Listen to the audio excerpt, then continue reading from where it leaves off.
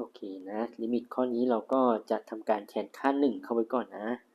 1คูณลอน1นะลอน1ได้0นะลบ1บวก1นะส่วนด้วย1ลบ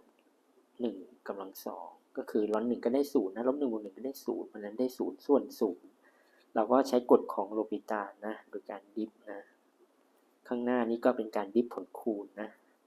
หน้าดิฟหลังดิฟลอน x ได้1ส่วน x นะบวกหลังคือลอน x นะดิฟ x ได้1นะแล้วก็ลบ1บวก1นะดิฟ x ได้1นะตรงไหนตัดกันได้เราตัดไปก่อนนะนี่ลบ1บวก1ตัดได้ x ตัด x เหลือ1นะส่วนด้วยดิฟ x ลบ1ทั้งหมดกำลัง2ก็ได้2 x ลบ1ทั้งหมดกำลัง1นะแล้วก็ดิฟไส้ก็ได้1นะไม่ต้องเขียนนะคราวนี้มันก็จะเหลือแค่ลิมิต x เข้าใกล้1ลอน x ส่วนด้วย